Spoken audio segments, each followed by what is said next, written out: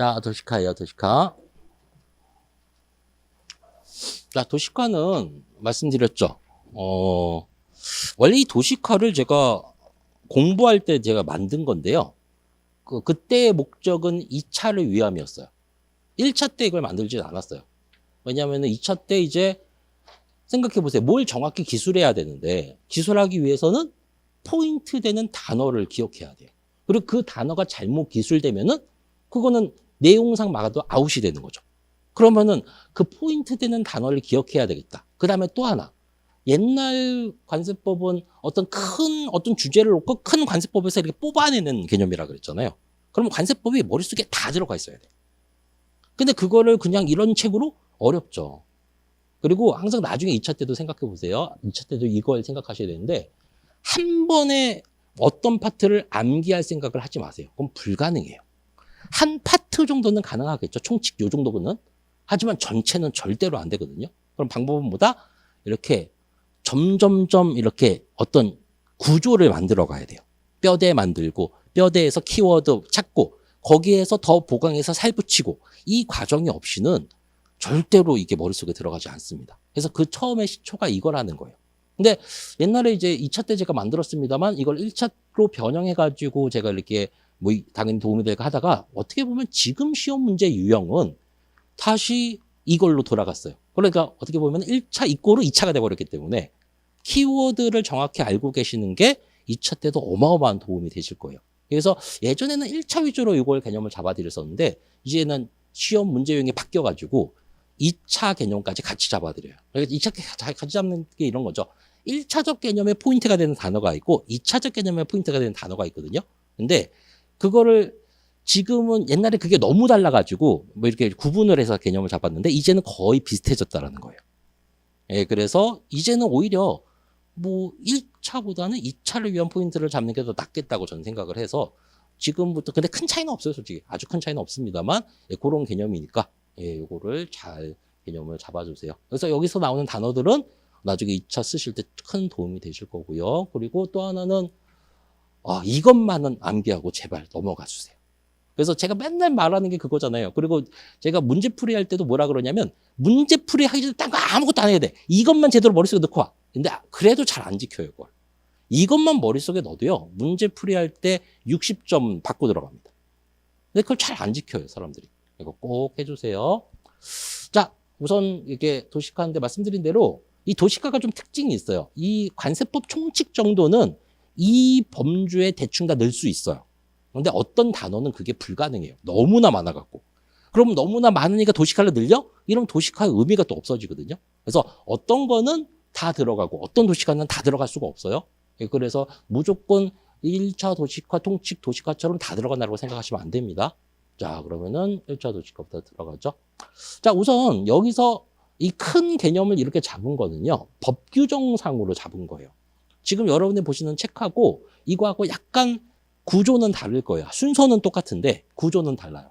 이유는 법 규정상의 순서가 처음 공부하시는 분들한테는 좀 껄끄러운 구조가 있거든요. 그래서 그거를 제 나름대로 바꾼 건데 그래도 요것만은 법 구조로 저는 만들어요. 뒤에 것도 다 그래요. 이유는 결국 2차에서는 법 구조로 공부를 하셔야 되기 때문에. 예, 그래서 구조가 약간 다릅니다. 하지만 순서가 똑같으니까 별로 이렇게 어렵게 생각하지 마시고요. 자, 여기 위에 뭘 써야 되는데 그럼 좀 그러니까 자, 우선 하나하나씩 볼게요. 우선 크게 관세법 1장 총칙은 절로 4가지 절로 이렇게 나눠집니다. 통칙, 법 적용의 원칙, 기간 및 기한, 서류의 송달 등 이런 식으로 이제 나눠져요. 그 중에서 1절 통칙에는 이렇게 3가지 내용이 들어가 있습니다. 우선 첫 번째, 이 법의 목적. 자, 이 법의 목적 뭐라고 옆에 표기해 두실래요? 우선은 관세 부가 징수. 또 한쪽은 통관. 그 2가지를 수단으로 하는 거죠. 그렇죠?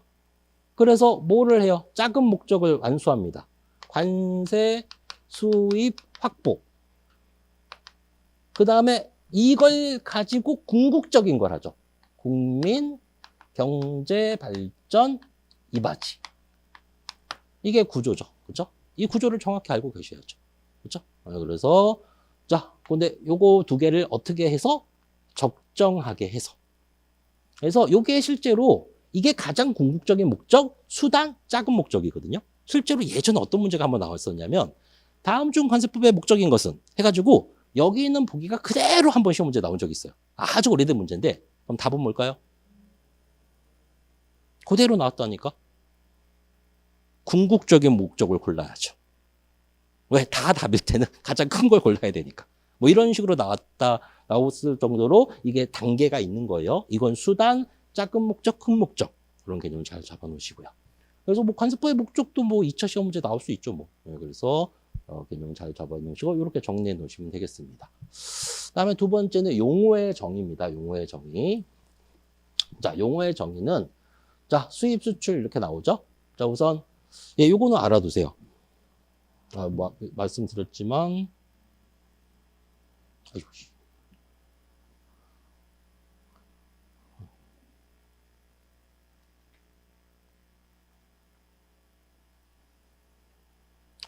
자, 통관은 뭐다? 이렇게 세 가지만 통관입니다.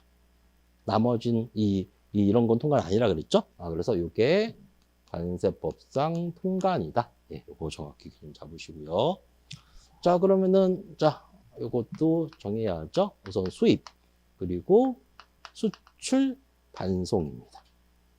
우선 여기서 대칭 구조를 이루고 있는 건 뭐다? 수입과 수출이죠. 자, 그러면 그 대칭 구조를 그대로 개념 포인트 된 단어를 적는 거예요. 자, 우선 처음 뭐로 시작해야 되죠? 예, 이게 기억이 안 나면 안 된다라는 거예요. 그래서 이거가 중요한 거예요. 자, 포인트 된 단어 뭐다? 대상이 먼저 있어야 돼. 대상. 뭐를? 외국 물품을. 어디로? 우리나라로. 어떻게? 반입하는 것. 이렇게 딱 나와줘야 돼요. 이게 근데 별거 아닌 것 같지만 실제로 이게 딱 물어봤을 때 안 나와주거든요. 그러니까 이게 달달달달 돼야 된다는 거예요. 자, 그러면 수출은 뭐예요? 대칭 구조라고 그랬잖아요. 이러면 이렇게 되는 거죠. 내국 물품, 뭐예요? 외국 반출 이렇게 되는 거죠. 그렇죠? 네, 그래서 말 그대로 중요한 키워드죠, 이게. 그렇죠? 그 다음에 여기서 추가로 더한다면은 왜하고 네. 그렇죠? 여기서 이거는 너무 도식화가 지저분해지면은 도식화 느낌이 안 들어요. 그래서 축약할 수 있는 건 축약하는 게 좋아요. 그래서 저는 이거를 이렇게 축약해요. 자, 이 세 개는 대칭 구조다. 그래서 첫 번째, 그리고 우리나라 선박, 외국 선박, 그리고 입항전 수입신고, 수입신고 수리전 반출. 입항전 수입신고, 수출신고, 수리된 물품. 그렇죠? 그러니까 이게 머릿속에 나와야죠. 만약에 안 나오면 적으세요. 근데 나온 게 더 좋겠죠? 너무 복잡해지니까. 그 다음에 이거는 좀 해주는 게 좋죠. 이게 오히려 시험 문제 많이 나오니까. 왜도 그렇고 내도 그렇고 의제 개념이 있었죠. 그렇죠? 그래서 그거의 포인트, 그걸 기억나게 하는 포인트를 적어 놓는 거예요. 외국 물품에서는 뭐가 포인트였다? 보수 작업이 포인트였어요. 그렇죠? 보수 작업에 부과된 외국 물품. 그걸 뭐로 취급한다? 보수 작업에 들어간 내국 물품을 뭐로 취급한다? 외국 물품 취급한다. 그게 포인트였죠. 그럼 보수 작업이라는 개념으로 그게 기억이 나야죠. 그리고 또 하나 뭐 적어 놓을까요? 저는 이렇게 적어 놓을 거예요. 보세 공장. 자, 보세 공장에 물건 만들 때 내외국 물품이 혼합될 수도 있더라. 근데 그 중에서 내국 물품을 그냥 증명하지 않으면 전체를 외국 물품 취급할 수밖에 없더라. 이런 개념이 쭉 나와야죠. 다음에 이거는 그럼 뭘까요? 수리 전 승인을 받은 반출. 이거는 신고 전 반출. 이렇게 나와야죠. 그렇죠? 그래서 이거는 특허 통관 절차의 특례 규정이라고 그랬죠. 그래서 수입 신고 수리 전 승인을 받은 반출, 수입 신고 전 반출. 그렇죠? 네, 그래서 이렇게 구성해 놓으시고요. 다음에 이제 반송이에요. 예, 반송은 기억하시죠? 우선 반송의 대상 물건은 반송의 대상 물건부터 기억하셔야 돼요. 외국 물품이에요. 외국 물품. 네, 그래서 이게 딱 기억이 나야죠. 그래서 그 다음에 수입 통관을 하지 아니하고, 그렇죠? 네, 그래서 이렇게 키워드를 잡고 정리하시면 됩니다. 그다음에 선박용품인데요. 선박용품 같은 경우에는 뭐 할까요? 원래 선박용품, 항공기용품, 차량용품이죠. 저는 집수리 할래요. 이거. 예, 집수리에는 소음과 연기가 줄이는다. 예, 이 개념 잡아놓으시면 되겠죠. 그래서 그거. 그다음에 환적은요? 이건 미리 잡아드린 것 같은데. 예, 동일 세간, 다른 세간. 그게 포인트예요. 그렇죠? 그래서 그거. 그다음 운영위는 이것도 잡아드렸는데 특허보세구역 종합보세 사업장. 그렇죠? 그게 포인트인 거예요. 그다음 국제무역서는 이것도 잡아드렸는데 무역과 운항 이렇게 되는 거죠. 이게 포인트가 되는 단어죠. 운항이라는 것은 왔다 갔다예요. 왔다 갔다. 어디를? 우리나라와 외국을. 그렇죠? 이거는 국내만이 포인트예요. 국내만이 포인트. 그렇죠? 그게 핵심이죠. 그렇죠? 그래서 이렇게 잡는 거구나 알아두시고 이거 말고도 뭐 세관공무원 정의 있었고 뭐 탁송품 정의 있었고 전자상거래물품 정의 있었는데 그건 별로 그렇게 중요하지 않아요. 하지만 뭐 그런 것도 있더라. 이런 거 개념 잡아놓으시고요. 네, 그래서 이러면 이제 용어의 정리는 다 어느 정도 됐죠? 그다음에 징수원칙입니다. 자, 징수원칙은 크게 두 가지가 있었어요.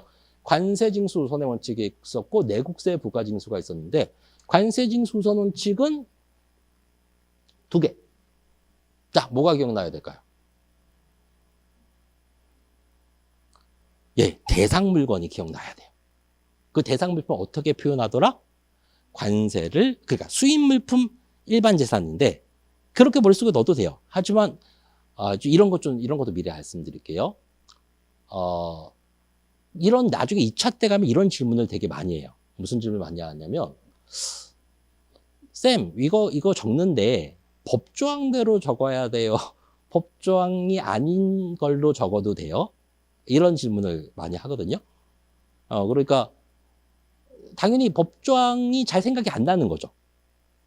근데 그 질문을 하면은 저는 이렇게 말해요. 스스로 채점자라고 생각해 보세요. 당신이 채점자라면 뭐를 높은 점수를 주겠습니까? 법조문을 보고 채점하는 거예요. 그러면은 처음부터 법조문대로 표현하는 거를 익숙해지는 게 좋죠. 원래 이 법률이 일반적인 구어체하고 다르잖아요. 그래서 되게 거북해요. 되게 거북해요. 근데 그거에 익숙해지는 게 나아요. 어차피 외울 거. 그러면은 처음부터 좀 불편하더라도 그 용어를 자꾸만 쓰세요. 그리고 그거를 이제 좀 들고 다니면서 보시기도 하고. 예, 그러면은 되게 이렇게 익숙해지거든요. 그리고 말투도 바뀌어요. 예, 그 법률적으로. 그래서 되게 유식하게 느껴집니다, 스스로. 어쨌든, 그래서 표현을 어떻게 한다? 수입 물품을 어떻게 표현했었죠? 관세를 납부하여야 할 물품. 이렇게 표현을 했었어요. 그리고 이거는 관세를 납부할 물품이 아닌 일반 재산. 이렇게 표현을 했었고요. 그래서 그 포인트 되는 그거를 적어 놓으시는 거죠. 그 다음에 이제 뭐 더 적어 놓으신다면 모든 뭐 채권, 무슨 조세 이거보다 우선이다.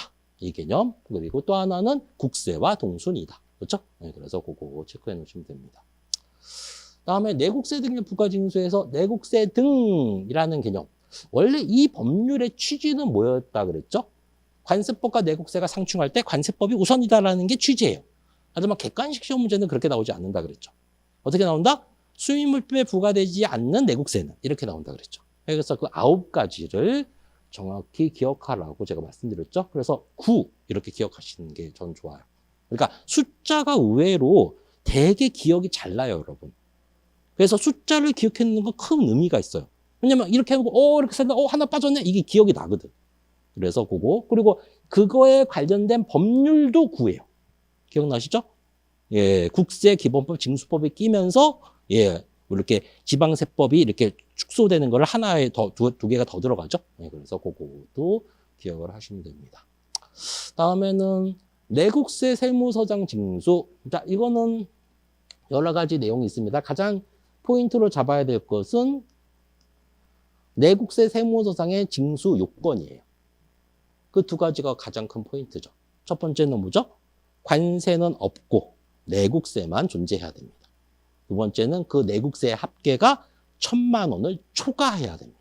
네, 그래서 그게 포인트죠. 그래서 그거. 그리고 나서 아무리 이 요건에 해당된다 하더라도 예외 규정이 있었어요. 그것까지 좀 기억해 놓으시는 게 좋아요. 예, 그래서 예외 규정 뭐예요? 무슨 어떤 쟁송 같은데 계류 중일 때, 그리고 회생 계획인가 결정을 받았을 때, 그렇죠? 예, 그리고 무슨 강제 징수 같은 것을 하고 있을 진행 중일 때, 뭐 이런 내용들이었죠. 그래서 그런 포인트를 좀 잘 잡으시고요. 예, 그래서 여기까지가 바로 예, 총칙의 내용이었죠. 그래서 잘 보셨고, 다음에 이제 법 적용의 원칙 등입니다. 이거 한번 지울게요.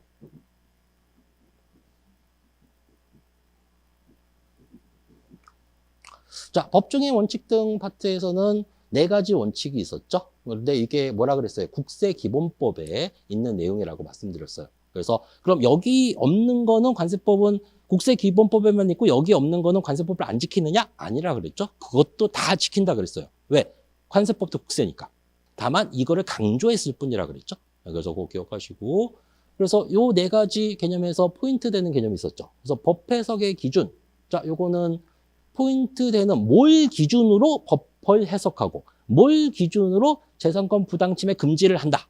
그 2가지 포인트가 있었어요. 뭐죠? 바로 과세 형평, 그 다음에 조항의 함목적성이었어요. 네, 그래서 그게 포인트 된 단어가 되겠죠. 그다음에 소득과세 금지의 원칙은 뭐 실제로 뭐 그 소득과세 금지의 원칙을 쓰라 이런 문제 나올 수가 없어요, 솔직히. 근데 이거를 유추할 수 있는 포인트를 좀 잡아놓으시는 게 좋아요. 도대체 소득과세 금지 원칙이 뭐지? 그럴 때 제가 설명드린 그거를 기억하세요. 그게 뭐였죠? 품목분류 사전 심사 제도예요. 기억나시나요? 그래서 어떤 물건이 들어왔는데 몰라서 관세청에 품목분류 사전 심사를 의뢰했다. 근데 거기에 결정이 나왔는데 그게 나중에 알고 보니 잘못된 결정이었다. 이게 그러면 이제 쑥 개념이 나오는 거죠. 그래서 유추할 수 있는, 그러니까 이해라는 건 여러분 뭐냐면요, 유추할 수 있는 끈앞풀을 만들어 놓는 거예요. 그래서 하나만 기억나면 쫙 기억이 나게. 이게 가장 좋은 암기 방법이거든요. 그래서 그거. 그다음에 신의 성실 기억나시나요? 자, 이거는 뭐예요? 납세 의무자와 말 그대로 그 세관 직원의 상호적인 개념. 서로 뭘 해라? 서로 뭐예요? 신의 성실을 지켜라. 성실하게, 신의 있게 성실하게. 그래서 예, 세관 공무원이죠. 그래서 유일하게 뭐다? 상호주의라 그랬어요. 유일하게. 그다음에 재량의 한계는 뭐죠? 이거 조심해야죠. 과세 형평 이 똑같아요. 그래서 요거 2개가 똑같습니다. 근데 여기에서는 뭐죠? 이 법의 목적. 그렇죠? 이 법의 목적이었어요. 목적을 생각하면서 재량의 한계를 엄수해라. 이런 개념이었죠. 다음에 이걸로 끝나는 게 아니고 요 2개는 좀 특별한 취급을 받았어요. 왜? 되게 중요한 개념이니까. 그래서 뭐하고 연결됐었죠? 국세예규심사위원회. 예, 이거하고 연결됐었죠. 그러고 국세예규심사위원회에 제가 3가지 체크하라는 것도 옆에 적어놓으면 좋은 거죠. 그렇죠? 소속이 기재부 소속. 위원장은 세제실장. 위원수는 50명. 뭐 이런 것들이 옆에 적어놓으면 더 좋겠죠. 그렇죠? 그래서 보고. 근데 여기서 이것도 시험 문제 나올 수 있어요. 이건 제가 모의고사 때 내는 건데 아직까지 시험 문제 안 나오는데 항상 틀려요, 사람들이. 자, 국세예규심사에 관할 거는 이거하고 이게 아니에요. 요 2개만 해당이 되는 겁니다. 이거에 대한 것만 심도 있게 다루는 거지 이거하고 이건 상관이 없어요. 그래서 예, 그것도 잊지 마시고요. 예, 그래서 이렇게 법정의 원칙도 정의하셨고, 다음에 이제 3번째입니다. 기간 및 기한의 파트인데요. 우선 계산 원칙이 있어요. 계산 원칙. 그래서 계산 원칙은 이건 좀 길다.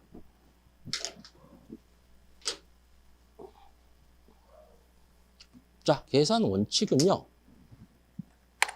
우선 크게 이렇게 나눠지죠. 기간의 계산이 있고 기한의 계산이 있었어요. 그렇죠? 이렇게 2개로 나눠 놓으셔야죠. 근데 기간의 계산에서는 무슨 개념이 있다? 승인일은 수리일과 똑같이 본다. 이게 포인트죠. 당연히 여기서 승인일을 갖고 뭐까지 하셔야 된다? 수입신고, 수입신고 수리 전 반출 승인일. 그것까지 기억이 나셔야 되겠죠, 당연히. 그렇죠? 그 다음에 또 하나, 기간의 계산의 원칙은 뭐다? 민법이다. 그렇죠? 네, 그래서 그거 어떻게 표현해 놓으시고요. 다음에 기한입니다. 기한. 자, 기한은 다시 이것도 두 가지가 있었죠. 하나는 뭐예요? 공휴일 등. 그렇죠? 그리고 또 하나는 뭐죠? 장애가 복구된 날이었어요. 네, 여기서 더 중요한 건 뭐다?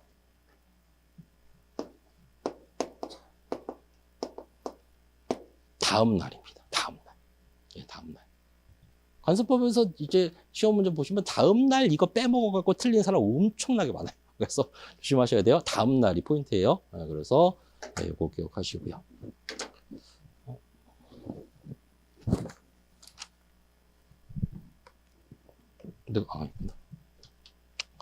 자, 이제 보셨고, 다음에 이제 천재지변이죠. 천재지변은 뭐 특별히 할 거 없어요. 천재지변은 여기서는 우선 제일 중요한 거는 1년입니다. 1년. 그렇죠? 1년. 다음에 관세 납부기한 이렇게 네 가지로 나눠진다 정도만 아셔도 되죠. 어떻게 나눠지죠? 신고 납부일 경우에는 납세 신고 수리일로부터 15일. 부가고지일 경우에는 고지서를 받은 날로부터 15일. 수입 신고 전 반출일 경우에는 수입 신고 일로부터 15일. 그다음에 월별 납부는 그 달의 말일. 이렇게 여러분이 이런 건 스스로 좀 해주세요. 그래서 네 가지로 구분된다. 요거 체크하시면 되겠죠. 그다음에 납세 고지서의 송달은 이것도 뭐 머릿속에 크게 두 가지. 일반이냐 공시 송달이냐. 이렇게 기억하시면 되죠. 그럼 일반 송달은 뭐 있어요? 직접 교부, 인편, 우편, 그다음에 전자 송달. 이렇게 네 가지. 공시 송달의 포인트는 뭘까요? 14일입니다. 자, 여기서 그럼 시험 문제 하나 낼게요. 자, 5월 1일 날, 자, 5월 1일 날 어떤 건에 대해서 공시 송달이 됐습니다. 그래서 말 그대로 뭐 게시판에 나온 거죠. 이제 게시판에 걸린 거예요. 그래서 그 게시판에 보통 이런 화주가 세금 내기 얼마입니다. 이렇게 내용이 적혀 있는 거예요. 고지서 내용이 적혀 있는 거거든요. 자, 이 화주는 언제까지 세금을 내야 될까요? 저게 연결시키면 나와요. 예, 30일 맞습니다. 왜냐하면 자, 뭐라 그랬어요? 14일이 무슨 의미죠? 공시일로부터 14일이 지나면 고지서가 도착한 걸로 본다 그랬어요. 그러니까 근데 당연히 그것도 초일 불산입이겠죠. 하루라도 늘어나는 게 좋은. 그럼 초일 불산이면 그냥 도하면 된다 그랬죠. 그러니까 1에서 14 도하면 되는 거고 이때 고지서를 받은 거야 이제. 그러면은 다시 15일을 도하면 되잖아요. 그래서 이 사람은 이때까지 세금을 내야 되는 겁니다. 네, 그래서 이런 개념이구나. 이렇게 잡으시고 다음 신고서류의 보관기간은 뭐 안 해도 아시겠죠?